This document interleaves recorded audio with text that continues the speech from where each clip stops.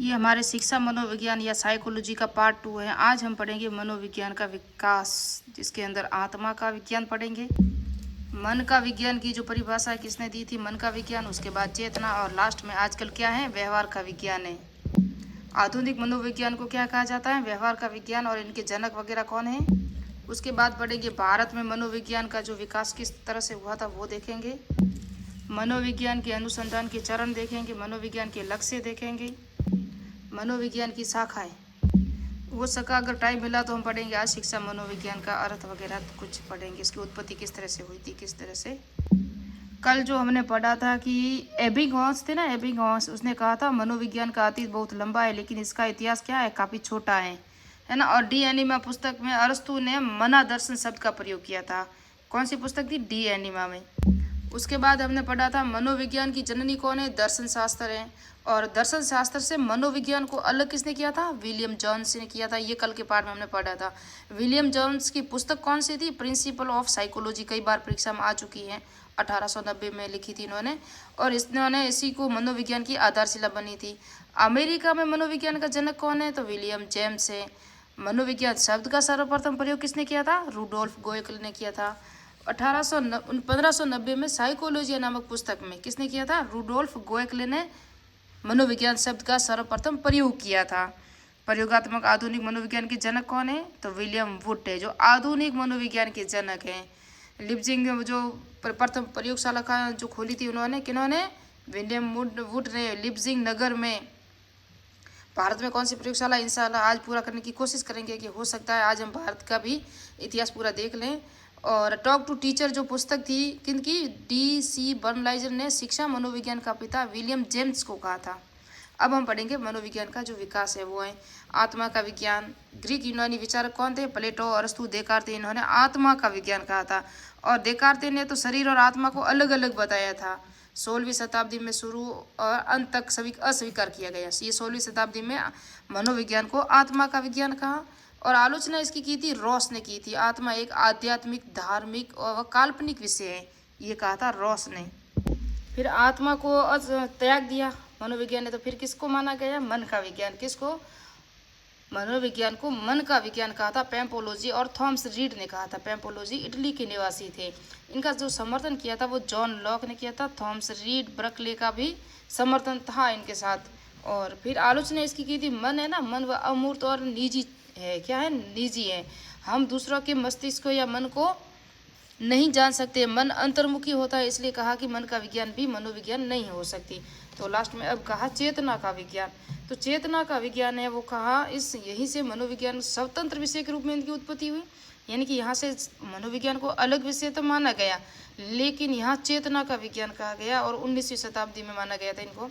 लेकिन William James, William would जो Germany के थे, विलियम जेम्स वही अमेरिका शिक्षा मनोविज्ञान के जनक थे अमेरिका में। और जेम्स अली, टिचनर, ये सभी इनके समर्थक थे कि मनोविज्ञान क्या है, चेतना का विज्ञान है। लेकिन यहाँ भी इनको भी स्वीकार अस्वीकार किया जाएगा। सिगमंड फ्राइड ने 3 प्रकार की बताई थी चेतन अवस्था में। जो चेतन अवस्था है वो 10% है, अचेतन अवस्था जो 90% है, जो कटु है, दुखद बातों को भुलाना है ना, जो भी स्वप्न सपने वगैरह आते हैं उसके संबंधी है, ये सब कौन सा मन होता है, अचेतन मन होता है। अचेतन और अर्धचेतन मन दोनों के बीच की जो विशेषता होती है वो होती है अर्धचेतन। चेतन और अर्धचेतन के बीच की जो अवस्था है वो है अर्धचेतन। विलियम मैकडूगल, अपनी पुस्तक कौन सी थी, आउटलाइन्स ऑफ साइकोलॉजी, कई बार परीक्षा पूछी गई है, वेरी इंपॉर्टेंट है। मैं चेतना शब्द को आलोचना की, यानी कि चेतना एक गंदी चीज़ है या बुरी चीज़ है, ऐसा इन्होंने कहा था। किसने कहा था, विलियम मैकडूगल ने कहा था। रीड में 100% यहाँ से प्रश्न आ सकता है, यहाँ स्टार लगा दें आप। और चेतन, अचेतन, अर्धचेतन, इसकी भी विशेषताएं आ सकती हैं। इससे ये किसने दी थी, सिगमंड फ्राइड ने दी थी परिभाषा, जो तीनों की चेतन, अचेतन, मन के 3 प्रकार बताए थे। चेतना का जो विज्ञान आया था 19वीं शताब्दी में, और उसके जो समर्थक कौन से थे, William James, William would, James सली और टिचनर थे। और फिर क्या हुआ, व्यवहार का विज्ञान। अब बाद में सिगमंड फ्राइड ने भी आलोचना की, चेतना शब्द की जो की आलोचना ना, वो सिगमंड फ्राइड ने भी आलोचना की, और कहा कि इन्होंने भी कुछ निष्कर्ष नहीं निकला होगा जब प्रयोग किया, तब उन्होंने भी आलोचना की। उसके बाद आया व्यवहार का विज्ञान, जो आधुनिक है, 20वीं शताब्दी से लगाकर आज तक निरंतर चलता रहा है। और इनके जो जनक है वॉटसन 1913 में आया था, किया था। लेकिन व्यवहार शब्द का प्रयोग किसने किया, आगे हम पूरा डिटेल से देखेंगे। सर्वप्रथम विलियम मैकडूगल ने 1905 में उल्लेख किया था। किसका? व्यवहार शब्द का 1905 में किया था। 1908 में व्यवहार शब्द को परिभाषित किया था। किसने? विलियम मैकडूगल ने। उसके बाद में पिल्सबरी ने भी अपनी जो 1911 में जो पुस्तक लिखी थी ना, मनोविज्ञान के मूल तत्व, उनको जो इंग्लिश में कहते हैं an introduction to social psychology, है ना, an introduction to social science psychology, है ना, वेरी इंपॉर्टेंट पुस्तक है, ये परीक्षा में पूछी गई है। तो यहाँ से इसके अंदर जो व्यवहार शब्द का जो पहली बार प्रयोग किया गया था, व्यवहार का विज्ञान, इस पुस्तक में क्या कहा गया? इसे व्यवहार का विज्ञान कहा गया। किसको? मनोविज्ञान को। किसने कहा? पिल्सबरी ने, यानी कि परिभाषित भी किया व्यवहार शब्द को। और पिल्सबरी ने अपनी जो 1911 में पुस्तक लिखी मनोविज्ञान के मूल तत्व में से व्यवहार का विज्ञान कहा है ना। तो पिल्सबरी ने कहा था व्यवहार का विज्ञान। मनोविज्ञान का जो बंजर काल है वो 1890 से 1905 तक था, यानी कि 15 साल का जो काल था ना, ये बंजर काल रहा। उसके बाद ही तो वापस व्यवहार शब्द आया।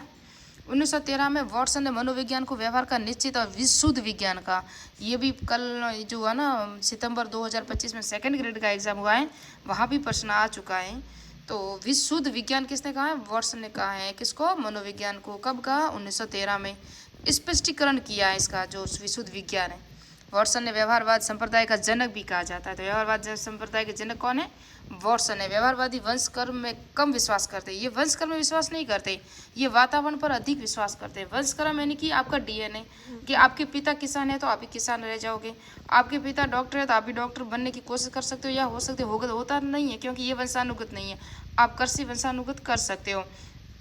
इस तरह से इन्होंने कहा था कि वंश कर्म पे विश्वास नहीं किया इन्होंने, कि जो इसके पिता आलसी थे, ऐसा थे, कुछ नहीं किया तो ये भी क्या करेगा, इनके खानदान में कुछ नहीं हो, वो बात होती है ना, वो तो आना देना, वो नहीं। उन्होंने कहा वातावरण, बच्चे को मैं जैसा वातावरण दूंगा वैसा बना सकता हूँ। वॉटसन ने कहा है कि तुम मुझे 1 दर्जन स्वस्थ बच्चे कोई भी दे दो, मैं उनमें से उसको वकील बना सकता हूँ, डॉक्टर बना सकता हूँ, चोर बना सकता हूँ, डाकू बना सकता हूँ, अध्यापक, जो PSI वगैरह। क्यों? क्योंकि वो अगर एजुकेशन का वातावरण दे दोगे तो उसका असर पड़ेगा और वही करेगा। अगर आप चोरी डकैती की जो जिस वातावरण में आप रह रहे हो, जहाँ शिक्षा का वातावरण है तो शिक्षा होगी, जहाँ आप रह रहे हो वहाँ कृषि है, पशुपालन वगैरह हो रहा है तो आप भी वही करोगे, आप जहाँ रह रहे हो ना कहीं बिजनेस हो रहा है तो आप भी बिजनेस करोगे। तो ये क्या है? वातावरण है। आप जिस वातावरण में रहोगे ना वैसे ही हो जाओगे। और उसके बाद इन्होंने कहा था, ये परिभाषा भी याद रखना, कई बार आ चुकी हैं। और वातावरण पे सबसे ज़्यादा जो बल दिया वो वॉटसन ने दिया, इसलिए कहा था व्यवहार में जो परिवर्तन होता है वो वातावरण के अनुसार होता है। आप जैसा वातावरण दोगे बच्चा वैसा ही व्यवहार करेगा। वुडवर्थ का परिभाषा मनोविज्ञान की यात्रा का वर्णन, सर्वप्रथम मनोविज्ञान ने अपनी ये जो दी थी ना वुडवर्थ की पूरी परिभाषा है, जिसके अंदर पूरा का पूरा डिटेल आ जाती है। जो मनोविज्ञान की पहले कौन सा था?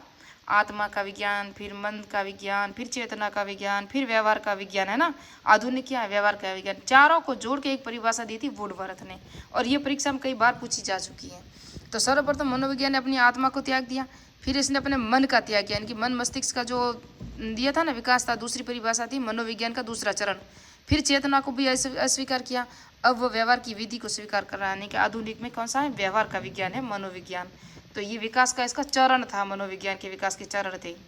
अब हम पढ़ेंगे भारत में मनोविज्ञान का जो विकास किस तरह से हुआ। तो 1915 में कलकत्ता विश्वविद्यालय में दर्शन शास्त्र विभाग में, जहाँ प्रायोगिक मनोविज्ञान का प्रथम पाठ्यक्रम आरंभ हुआ था। तो यहाँ पाठ्यक्रम आरंभ हुआ था। दर्शन शास्त्र विभाग कौन सा था? दर्शन शास्त्र में। विश्वविद्यालय कौन सा था? कलकत्ता में। सन कौन सा था? 1915 में। फिर 1916 में प्रथम मनोविज्ञान विभाग की स्थापना की गई, वो भी जस्ट 1 साल बाद ही कलकत्ता विश्वविद्यालय में यहाँ अलग से मनोविज्ञान विभाग बनाया गया। भारत की प्रथम मनोविज्ञान प्रयोगशाला, ये वेरी इंपॉर्टेंट है, इसका परीक्षा में प्रश्न आ चुका है, स्टार लगा लेना। भारत की प्रथम मनोविज्ञान प्रयोगशाला है वो प्रोफेसर एन सेन गुप्ता ने की थी स्थापना। प्रशिक्षण, ये जो सेन गुप्ता थे ना, ये विलियम वुड की जो लिप्जिंग प्रयोगशाला थी ना, वहाँ के क्या थे? प्रशिक्षण प्राप्त थे, यहाँ के टीचर थे वो वुड की प्रयोगशाला के। इसलिए कौन थे? Professor N Sen Gupta, very important है।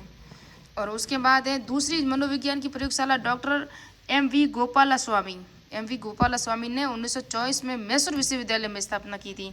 तो पहली तो की थी कलकत्ता विश्वविद्यालय में, दूसरी की गई एमएन इन्होंने की थी। मनोविज्ञान तो कलकत्ता विश्वविद्यालय है ना, वहाँ पर तो मनोविज्ञान विभाग की स्थापना की थी। भारत में जो प्रथम मनोविज्ञान की प्रयोगशाला वो एन सेन गुप्ता ने की थी, और वुड के ये टीचर थे। ये इसका मुझे पता नहीं है कि कहाँ की गई थी, मुझे लगता है कलकत्ता ही होगा। जो होगा वो बाद में नेक्स्ट पार्ट में आपको बता दूंगी कि प्रथम प्रयोगशाला की स्थापना कब और कहाँ की गई थी। की तो एमएन सेन गुप्ता नहीं थी, शायद ये मुझसे मिस हो गया है। दूसरी मनोविज्ञान की प्रयोगशाला है वो एम गोपाल प्रयासों से NV गोपाला स्वामी के प्रयासों से 1924 में मैसूर विश्वविद्यालय में, है ना, मैसूर विश्वविद्यालय में की गई थी। 1922 में प्रोफेसर गिरीश चंद्रशेखर बोस मनोविज्ञान विभाग के अध्यक्ष बने थे। तो कौन थे? गिरीश शेखर बोस, जो फ्राइड के मनोविश्लेषणात्मक प्रशिक्षण प्राप्त है। ये फ्राइड की जो मनोविश्लेषणात्मक सिद्धांत है ना, वहाँ से प्रशिक्षण प्राप्त कर चुके थे। कौन थे? गिरीन्द्र शेखर बोस थे। और प्रोफेसर बोस ने इंडियन साइको एनालिटिक्स सोसाइटी की स्थापना 1922 में की थी। 1924 में इंडियन साइकोलॉजिकल एसोसिएशन की स्थापना हुई। 1938 में कलकत्ता विश्वविद्यालय में मनोविज्ञान विभाग में से एक अनुप्रयुक्त मनोविज्ञान की शाखा खोली गई में। तो यहाँ ये प्रश्न आया था, प्रयुक्त या अनुप्रयुक्त मनोविज्ञान की शाखा है या नहीं, ये सेकंड ग्रेड में अभी इस लाइन में पूछा गया था, लेकिन है ये, है ना। मैसूर पटना विश्वविद्यालय में भी फिर इसके बाद में सब जगह ये स्टार्ट हो गए थे। 1960 तक कई विश्वविद्यालयों में स्थापना हो चुकी थी मनोविज्ञान की। 1986 में दुर्गानंद सिन्हा ने अपनी पुस्तक कौन सी है याद रखना इनकी पुस्तक भी, क्योंकि ये भारत से रिलेटेड है। तो psychology in a third world country in Indian experience, है ना, एक्सपीरियंस, ये इनकी पुस्तक थी।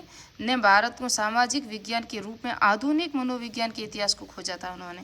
तो ये दुर्गानंद सिन्हा की भी पुस्तक को याद रखना। भारत में और मनोविज्ञान अनुसंधान के चरण कितने हैं? तो 4 चरण हैं। पहला चरण समस्या का चयन, फिर प्रदत्त संग्रह डाटा कलेक्शन होता है ना, निष्कर्ष निकालना, शोध निष्कर्ष को पुनरीक्षण करना, जो मैंने निष्कर्ष निकाले ना उसका वापस से निरीक्षण करना, यानी पुनः निरीक्षण करना।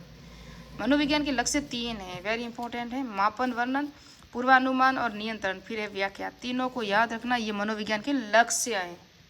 अब मनोविज्ञान की शाखाओं को आप याद रखना, ये सब आप नाम जैसे ही देख सकते हो, प्रयोगात्मक, सैन्य वगैरह, यहाँ सब दिया हुआ डिटेल्स। एक याद रखना, पशु मनोविज्ञान में थॉर्नडाइक और वाटसन का योगदान माना जाता है सबसे ज़्यादा, है ना।